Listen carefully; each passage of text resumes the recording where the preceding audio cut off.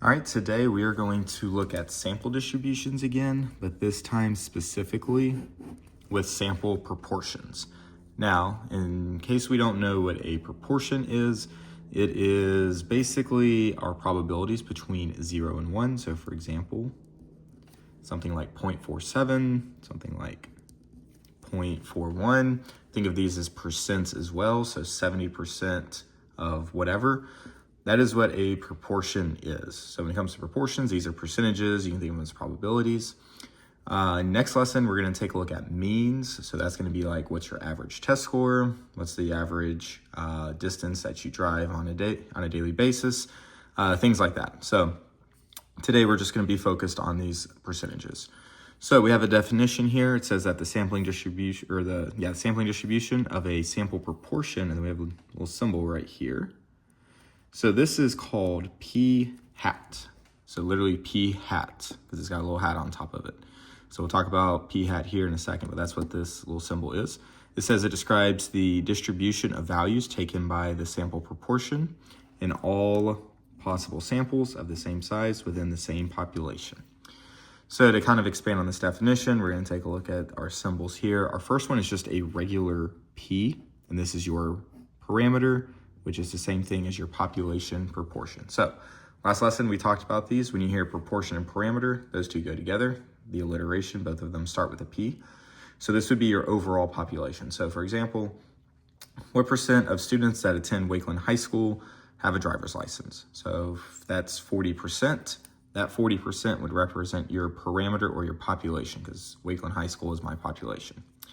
Now let's say I decide to take a bunch of samples from the students at Wakeland High School to determine how many of those within the sample have their driver's license. So that would fall under an example of a statistic or a sample proportion. So if I'm taking these samples, the number that I have to represent that would be the statistic, which is the same thing as the p hat. So if my parameter here is 40% of students that go to Wakeland High School have their driver's license. Let's say I get a sample of about 100 students, and let's say 35 of them have their driver's license. That 35 is the statistic, so 35% or 0.35 would be your statistic in that scenario. Lastly, we have N, which represents your sample size. That one shouldn't be too difficult. That will be provided in every single problem that we do. Okay, so let's take a look at some information about sampling distribution that must include these three things. So these are going to be very important because along with these symbols that you're going to see basically throughout the rest of the year, you're also going to see these three things pop up when we solve our problems. So that's your center, your variability, and your shape. So let's start with the center. This one's probably the easiest. This is just whatever your mean of the sampling distribution of p hat is. So again, if I were to do that sample where I took 100 students, 35 of them had the driver's license, that right there would be representative of what the mean is. We have a little notation right here. So for p hat, you're going to have mu of p hat is equal to p. So this is saying the mean of all of these samples that I take is going to be equal to the parameter. This is something you will have to write, like this exact notation, every single time when we go through and do these problems. So this is something that's going to be very important. This is something that you'll have to do on the test. You'll have to write mu of p hat is equal to p, which is equal to whatever number it tells you in the problem, and it'll tell you each time in the problem what that number is. Next we have is variability. This is a word that we used a lot last semester. Variability here is the same thing as standard deviation, so hopefully we remember that. If not, here you go. It's the standard deviation of your sampling distribution of p hat, and then you have a nice little formula here. Of course, you're not going to have to memorize this formula. It will be provided for you, but we have our symbol sigma right here of p hat is equal to square root. Now inside of here is p, and again, that's going to be provided for you in all these problems. 1 minus p over n, which is your sample size. So we can write out what these little symbols mean to help us out. You have your sample size right here, and then you have p, which is going to be your parameter. So again, in all these problems that we're going to work, they're going to give you both of these numbers. So when it asks for your standard deviation, you just plug it into this formula and you're good to go. For the center, it's very easy. Again, they're going to provide to you what this parameter is. So you'll write these little symbols, equals, and then whatever number they give you. Lastly is the shape. So the shape is going to be something that kind of changes as we go through these different lessons. For this first lesson, shouldn't be anything that's too difficult. We're going to learn something called the large count condition. And it says that the sampling distribution of p hat will be approximately normal. So that's in bold, so you know that's pretty important. And then I have some equations right here. Once again, these are the two symbols or two numbers I'll be given. I have n times p, so of course n is your sample size. P right here is the parameter. So what I'm going to have to do is multiply these two together, and it needs to be larger or equal to 10. Same thing over here, n 1 minus p, so 1 minus whatever it gives me for your population parameter, so that is going to be the complement of it. It needs to be greater than or equal to 10 right here. So when I see this approximately normal, and this is how all three of these tie in together, I need to think of what we did in chapter 2, and then of course what we just did in 6.2, and that is a bell curve. So when you see approximately normal, it has to pass this condition, and if so, it is approximately normal. And if we recall from that lesson, your center, or the one that I put in the middle right here, is the mean. So whatever that mean is, in this case it's going to be p, but we always put that in the center. And then it also gave us what the standard deviation is, and that's how we counted our little tick marks out. So all of this is coming together right here, and this is why this is one of the more important lessons that we do, because we'll see this throughout the rest of the year, but it also combines what we have learned previously. So we'll get to examples of these. All right, so I know that's probably a lot of information, but let's go ahead and jump into the problem, because when it comes to the math isn't really too difficult. It's more of the conceptual part that is tricky when it comes to these lessons. So it says, suppose that 26% of all high school students at a large school spend half or more of their earnings on a car. I have a random sample of 150 students from this school that are surveyed. We're going to let p hat equal the proportion of students in the sample who spend about half or more of their earnings on a car. So once again, there's only two numbers that I need to get from this problem, and they only give me two numbers. First one here is n, which is your sample size, which is 150. So we're just going to write 150 in right there. Then the other thing it gives me here is the proportion. It has this as a percent, 26%, but we're going to write this as a decimal as 0.26. And I would write it as a decimal every single time. So we're always going to write this as 0.26. So first thing it wants us to do in letter A is calculate the mean standard deviation of our sampling distribution. So going back on top, or up top here, so we have our center, which is the mean, and then we have our variability, which is the standard deviation. And then what I have boxed in is what we're going to write in here as our final answer. So starting with the mean right here, here's what I need to see to get full credit on the test. We're going to basically copy and paste this little thing right here, this little notation. So I need to see the mu and the subscript of p hat is equal to p, which is equal to our number that they provided for us, 0.26. And that's it. That's all I have to write for the mean. This right here that I'm going to underline or box in red, every single time I need to see this. I'm going to see this notation equals whatever number that is. So that takes care of the mean. Next is going to be standard deviation. So here's the formula that I'm going to use for standard deviation. Once again, this will be provided for you. So I'm just going to copy this formula down. I have sigma of p hat is equal to the square root p times 1 minus p over n. And then from here, I'm going to write in my numbers. So p right here is 0.26, 1 minus 0.26, all over n, which is 150. So from here, I can type this into my calculator. And to save time, I did it right here. So plug that in, square root, typed in the fraction, up top with the numerator, denominator, and there's the answer that I get. So my standard deviation in this case is going to be 0.0 around here, so 36. So 0.036 right here is going to be the standard deviation. So So far, that's the only math that we've done, is just plug that into a calculator. Last on this page is to interpret, which means sentence stem, and I know we all love that. So here's our sentence stem. We're going to say in samples of size. Now we're going to put our sample size, which was 150. The sample proportion typically varies. Probably didn't specify this that well, but we're talking about standard deviation, so this is an important phrase. Typically varies about, and then I got 0.036 from the true proportion. True proportion is pretty important there as well. So when I take my samples of 150 from this school, the sample proportion typically varies about 0.036. So when I get these proportions, they're typically off by 0.036, which is pretty good from what the true proportion is. Okay, so number 2 on the back, it says that to audit one department of a large company, an accountant takes a random sample of 80 transactions. Historically, the true proportions of transactions that are more than $1,000 is 0.42. So it would be appropriate to use a normal distribution to model our sampling distribution of p hat for samples of size 80, and wants us to justify our answer. So if I go back to the previous page, there's 3 things we talked about that we need to see when we do our sampling distribution. We just covered the first 2. We talked about the variability and the center.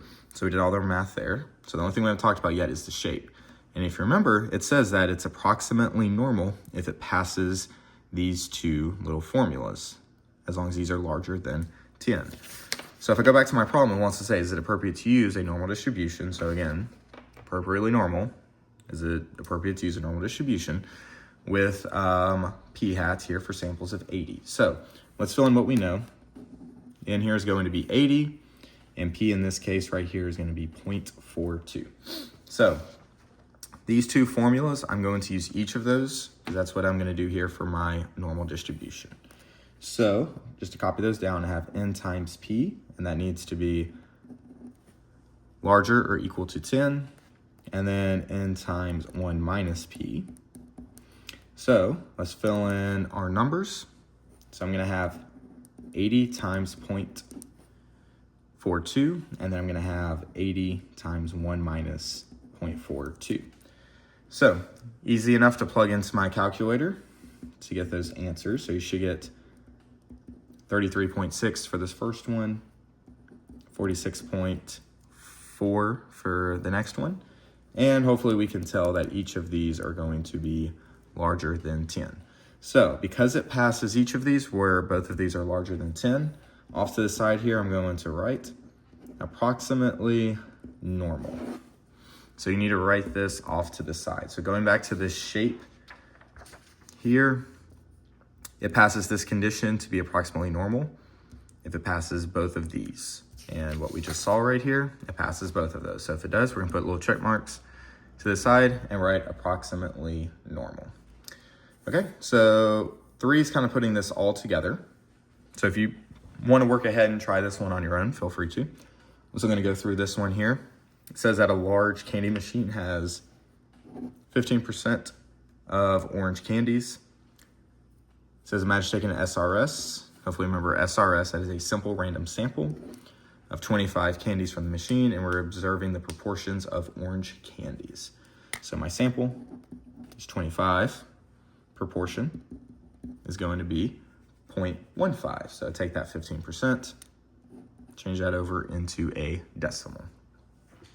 Okay, so for A, wants me to find the mean, and if you kind of notice, mean, standard deviation, and then ask if it's approximately normal. So we got all 3 of these conditions right here that we're gonna go through. So mean is pretty easy. Once again, go back to this page right here. I need to see exactly this. So mu of p hat is equal to p. So that's the notation I'm going to see every single time. And in this case, it's going to be equal to 0.15. So here's p right there, 0.15. Next, I have standard deviation. So for your standard deviation, we're going to write our symbols. So sigma equals p hat. And then we're using this formula right here. So square root of, we'll just jot it down really quick, p times 1 minus p equals n. So I'm going to plug my numbers into this.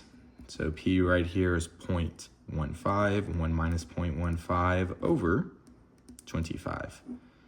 So you can plug that all into your calculator,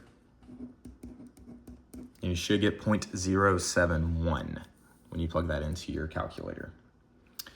Okay, and then C right here is asking if I have an approximately normal distribution. So we're going to check our large counts, tells us right here, to see if these conditions are met. So once again, we just did this in the previous problem, but here is your large counts. So we have n times p greater than or larger than 10, and then same thing here, except it's going to be 1 minus p. So let's plug in our numbers. I got 25 times 0.15, 25 times we'll go 1 minus 0.15. I was going to go ahead and put 0.18 there, or 0.85, I should say. Now, what's interesting here with this one, 25 times 0.15, if you plug that into your calculator, you're only going to get 3.75. And our large counts condition, it only passes when it's larger than 10. So in this case, I'm going to write it like this. I'm going to put a little slash right here. I had a red pen, I guess I could have used that, but that doesn't pass. So if this doesn't pass right here, we're going to write not approximately normal. So here's an instance of this not passing the condition. Up top right here, it passes. Each of these numbers are larger than 10 when I multiply these two and then do that 1 minus there. But here's an instance where this 15% is so small, and when I multiply that times 25, I get something that is less than 10. So that is okay if it happens. So that means it is not approximately normal. All right, so hopefully we're hanging tough in there. We got 2 more problems, but these 2 problems are putting everything together plus a little more. So number 4 says that in a recent year, a fact sheet for the state of Pennsylvania stated that 72.6% of all high school seniors were planning to go to college next year. So we have an SRS of 400 public high school seniors in Pennsylvania were surveyed. What's the probability that the sample proportion who are going to college are going to be within 3 percentage points of the true value? So let's start with what we know. My sample here for n is going to be 400. My proportion, we're going to change this to a decimal, so it's going to be 0.726. So I'm going to move that decimal place twice to the left and get that. So now we have the center, variability, and shape. So if we start with the center, again, I'll keep going back to it. That's the mean. So in this case, I just need to make sure I have my little my notation here. Mu of p hat is equal to p, and p in this instance is this 0.726. I'm going to box this in once again because that's what I need to see every single time. So that takes care of the center. We'll go back to variability. Variability is there it is, boxed in formula right there. So we're going to write our symbols. So the symbols are going to be important. So this is sigma of p hat, and this is going to equal the square root of 0.726, and then 1 minus this little percent right here, all over 400, which is our sample size. So we're going to plug this into your calculator, and you should get 0.022. Okay, and then lastly, I have the shape. So the shape is going to be our little notation, or our little formulas here that it needs to pass. So again, I'm going to jot these down just so we remember. So we're going to use N and P right here. So I got 400 times 0.726, and then 400 times 1 minus this. Now, in some instances, this looks like it's going to be obvious that it passes, but we still need to do the math and see what each of these equal. This first one up top here is going to be 290.4, and then I got 109.6. Of course, each of these are going to be larger than 10, but still show the math so we know how to do all of this. So this is going to pass our condition here, which is approximately normal. So far, this is the only math that we have done. However, if you notice, there is still over half a page left, and I don't like wasting paper. So if we go back and read this question again, it says, what is the probability that the sample proportion of those who are going to college next year are going to be within 3 percentage points of the true value? So to kind of recap and tie everything here together, where it says the true value, your true value is the proportion parameter. And your proportion parameter, or population, either way you want to look at it, is this number right here. So they have on a fact sheet right here that 72.6% of all high school seniors are planning to go to college. Now they're taking a sample from all of these high schools, that is 400. So because of that, we're getting a sample distribution. So every time we get a sample, we're going to get different numbers. So again, we need to think of the Beyonce, it was Beyonce. Where we grabbed 5 words. Everyone figured out what the average of it was. Everyone placed that dot on the board, but no one, or not the entire class, I should say, had every single dot in the same spot. Those dots were scattered. So that's the same concept that we're looking at here. Here's what the true proportion is. Now it says that I need to be within 3 percentage points. So here's how this is going to work. 3 percentage points. Well, 3% is 0.03. So when I have my sampling distribution, this is referring to my bell curve. And if you recall, I passed the approximately normal test. I know that this data that I have can fit on a bell curve because it passes this test right here. So here is my center. Remember, your center is the same thing as the mean. So that's going to be lined up right here in the middle. And it's asking, what's the probability that when I take a sample, it's going to be within 3 percentage points of this number? Meaning that this 0.03, I need to figure out how far away that is on both sides, if it's going to be within 0.03 percentage points of each other. So to go this direction, obviously, I'm going to have to add 0.03. And then to go the other direction, I'm going to have to subtract 0.03. So when I do that, over here, I'm going to get 0.696, and I'm going to get 0.756. So each of these numbers are now 3 percentage points away from the middle. Now from here, I need to figure out what's the probability I get something that's going to fit in between these numbers. So I'm going to shade it in to look like this. And then we're going back to 6.2 right here. From here, I'm going to do my normal CDF. I'm between 2 numbers, so that's what I'm going to use for the upper and the lower. So my lower bound in this case is going to be 0.696. My upper bound is going to be this 0.756. So each of these 2 numbers here, here's the lower, here's the upper. Now for the mean and the standard deviation, each of those were already provided for me. Or one of them was provided for me, I should say. We had to go and solve the standard deviation. But your mean right here is still going to be this 0.726. And then you figured out the standard deviation. So this number here, I'm going to do this in red. This is your standard deviation because it's your variability. Here's the formula. This is your standard deviation of 0.022. So from here, I can plug this into my calculator and get my answer. Okay, so when you plug it into your calculator, you should get something that looks like this. So we have our lower, our upper, so the 2 numbers that is between, our mean and our standard deviation. We're gonna click on paste, and then here is our answer.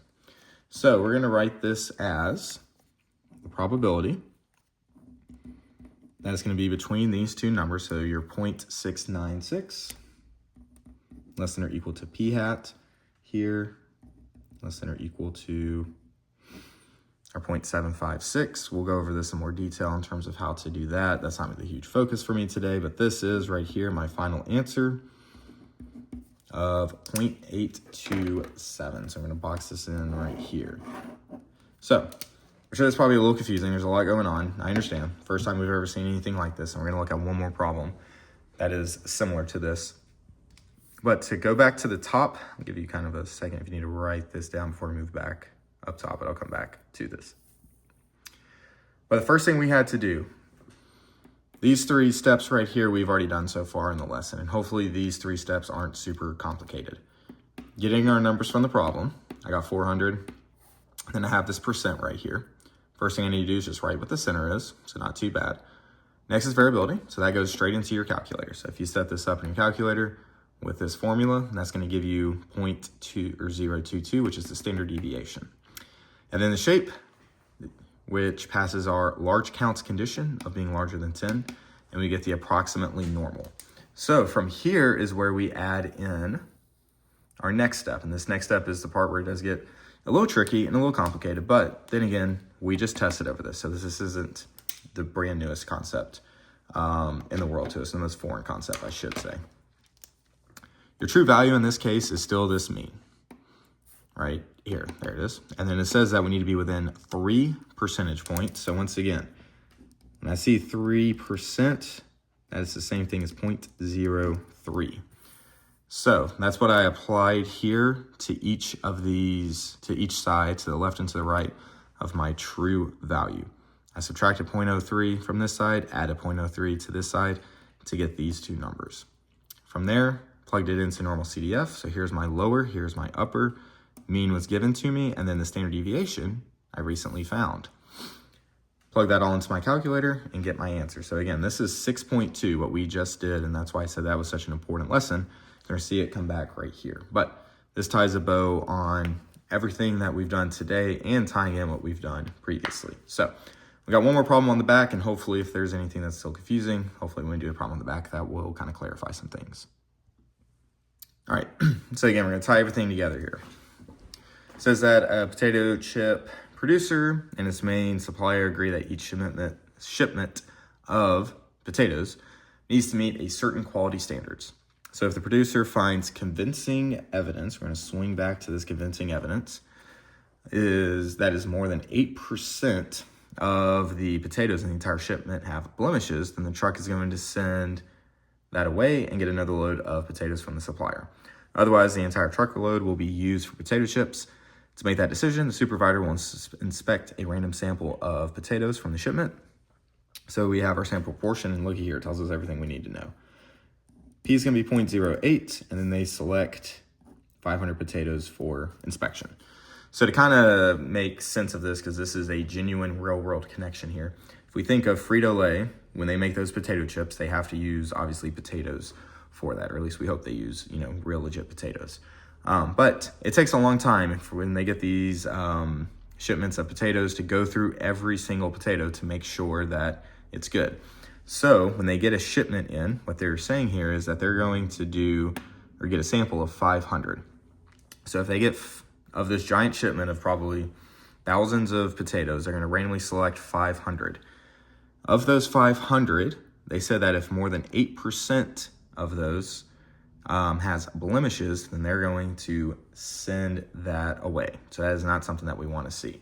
So we need to figure out, when is it convincing evidence when we have more than 8%. So now this convincing evidence, that should remind us of what we talked about last class. So used a couple examples. The one that really hopefully sticks was our 80% free throw shooter. So if you have someone who says they're an 80% free throw shooter, the sample that we looked at is if they only made 64%, are they really an 80% free throw shooter? So we found convincing evidence that that number was so far off that that's not good. So that's kind of what we're looking at here.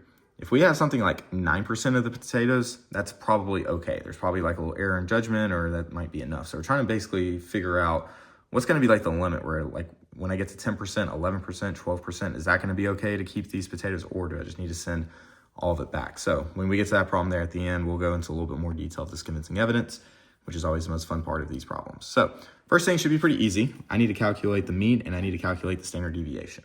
So we've done this Feels like hundreds of times already. But in this case here, we have mu of p hat is equal to p, which is equal to 0.08. So that right there is going to be the mean.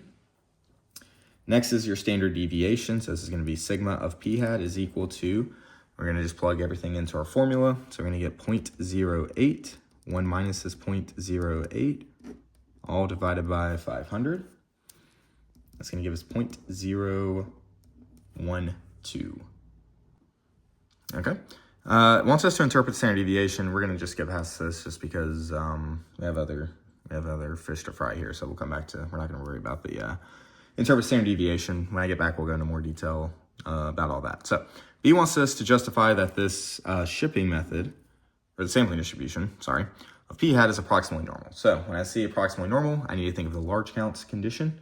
So once again, going back to our main page right here, or first page, I should say, here's the conditions that it needs to pass. So before I can move forward in the problem, it has to be able to pass this normal distribution. So I can't go and do the bell curve until I get it past this step here.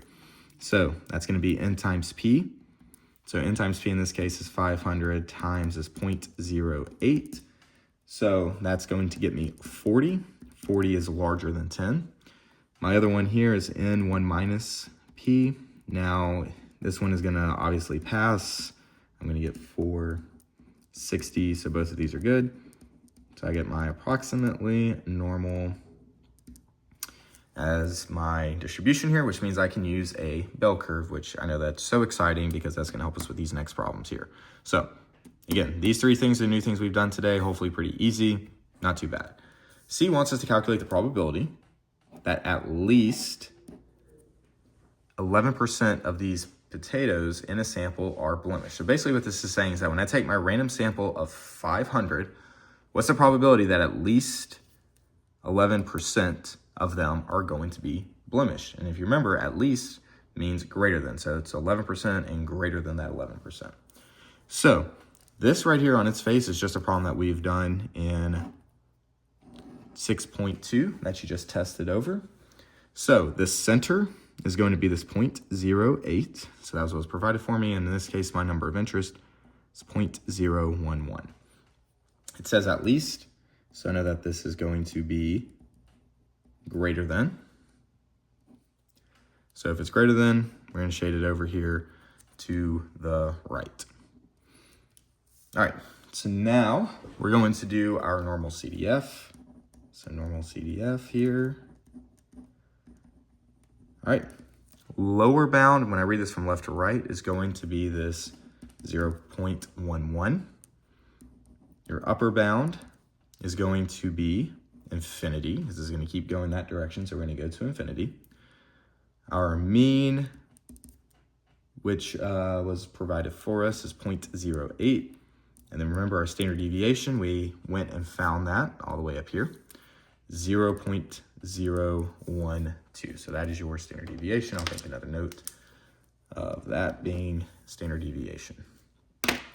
So all of this can go into your calculator. I forgot to mention it last time. Hopefully remember. This is second vars 2. Second vars 2. It's going to give us the number that we want.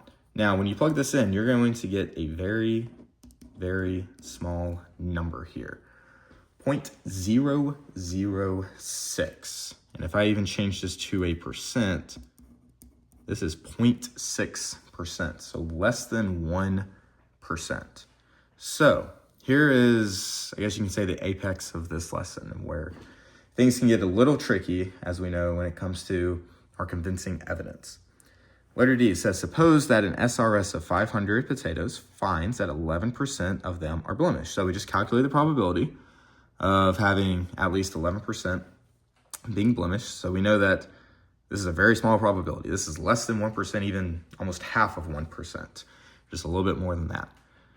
Based on your answer in C, so our answer in C was this very, very small number right here. Does this provide convincing evidence that the proportion of all potatoes that are blemished is greater than your 0.08? So when we see this convincing evidence, this is our 5% rule. meaning that if I draw a sample that falls under less than 5%, I have convincing evidence to say, hey, these, in this case, our potatoes here are blemishes greater than 0.08.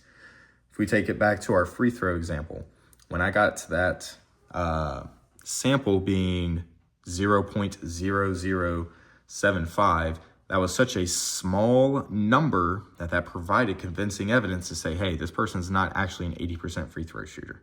If you're an 80% free throw shooter, the odds of you doing a sample or shooting 64% was such a small number that proves that 80% wasn't correct. Same concept here. We're going in with the belief that all these potatoes here, 8% is your little guide mark right here. So if I pull a sample of 500 potatoes and I see that 11% of these are blemished, that is a very small number or very small probability of happening, which proves to me that the odds of this happening is not great. So I probably need to get rid of these potatoes because they have blemishes. So the math justification part is pretty easy. I have 0.006. And if you remember, I need to test it with the 5% rule. So if it is less than 5%, I have convincing evidence. If it's greater than 5%, then I don't have convincing evidence. So we're gonna write it like this. So in this case, this 5% is greater. So what we're going to write, we're gonna say that there is convincing evidence that the proportion of all potatoes that are blemished is greater than 8%. So I will go into more detail over this sentence stem because I know this lesson is a lot that is happening here. I will go over, like I said, in more detail. Next lesson, we're going to talk about means. So it's going to be very similar. Then we have an entire review day. So I can answer any questions, clear up any confusion. When it comes down to this last problem right here, because you'll see a practice problem course, if this number that you get down here is less than your 5%, that's when you have convincing evidence. Let's say that I got 6%. So 6% comparing that to 5%, I would not have convincing evidence because that 6% is larger than that 5% baseline. So that's the lesson. Super fun. Hate that I had to miss that, but I'll go over next class more detail, any questions that we may have. So have fun with the practice, work together on that. The key is on Canvas, and I should have that up on the board as well. So double check your work, and then I will see you next class period.